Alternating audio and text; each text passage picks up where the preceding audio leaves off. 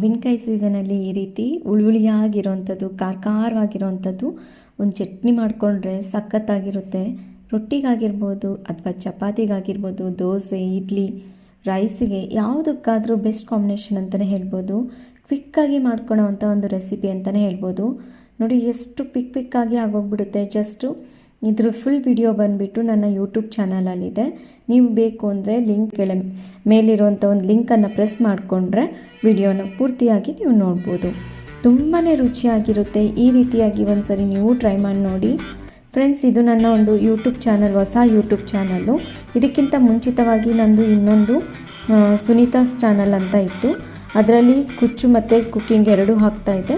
ಅದು ಸ್ವಲ್ಪ mix-up content ಹಾಕ್ತಾಯಿದೆ ಅಂತ ಅನ್ನಿಸ್ತು. ಹಾಗಾಗಿ ನಾನು ಅದನ್ನು ಸಪ್ರೇಟಾಗಿ ಮಾಡ್ಕೊಂಡಿದ್ದೀನಿ. ಒಂದನ್ನು ಸುನೀತಾಸ್ ಚಾನಲ್ ಅನ್ನೋದು ಚಾನಲ್ನ ಚಾನಲಲ್ಲಿ ಸ್ಯಾರಿ ಕುಚ್ಚು ಡಿಸೈನ್ಸನ್ನು ಹಾಕ್ತಾಯಿದ್ದೀನಿ. ಹಾಗೆ ಇದು ಸುನೀತಾ ಜಗತ್ತು ಮೈಸೂರು ಅಂತ ಈ ಚಾನಲಲ್ಲಿ ನಾನು ಕುಕ್ಕಿಂಗ್ ವ್ಲಾಗ್ಸನ್ನು ಹಾಕ್ತಾಯಿರ್ತೀನಿ. ಎರಡಕ್ಕೂ ನೀವು ಸಬ್ಸ್ಕ್ರೈಬ್ ಆಗಿಲ್ಲ ಅಂದರೆ ಪ್ಲೀಸ್ ಸಬ್ಸ್ಕ್ರೈಬ್ ಆಗಿ ಸಪೋರ್ಟ್ ಮಾಡಿ. ನನ್ನ ಹೊಸ ಚಾನಲ್ಗೂ ಸಹ, ಹಳೆ ಚಾನಲ್ಲು ಸಹ ನನಗೆ ತುಂಬ ಜನ ನನಗೆ ಸಪೋರ್ಟ್ ಮಾಡಿದ್ರಿ. ಅವ್ರಿಗೆಲ್ಲರಿಗೂ ಸಹ ನನ್ನ ಧನ್ಯವಾದಗಳು. ಈ ಚಾನಲ್ಗೂ ಸಹ ಅದೇ ರೀತಿಯಾಗಿ ನನಗೆ ಸಪೋರ್ಟ್ ಮಾಡಿ ಅಂತ ಕೇಳ್ತಾ ಇದ್ದೀನಿ.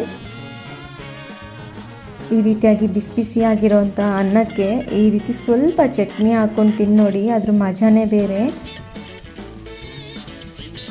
ನನಗಂತೂ ಈ ರೀತಿ ಚಟ್ನಿ ಇದ್ದರೆ ಸಾಕು, ತುಂಬಾ ಇಷ್ಟ ಆಗುತ್ತೆ. ಬೇರೆ ಏನೂ ಬೇಕಾಗೋದಿಲ್ಲ, ಇದ್ರ ಸೈಡ್ಸ್ ಬೇಕು ಅಂತ ಏನೂ ಇಲ್ಲ. ಜಸ್ಟ್ ಬಿಸಿಯಾಗಿರೋವಂಥ ರೈಸ್ ಒಂದಿದ್ಬಿಟ್ರೆ ಈ ಚಟ್ನಿಗೆ ಬೆಸ್ಟ್ ಕಾಂಬಿನೇಷನ್ ಅಂತಲೇ ಹೇಳ್ಬೋದು.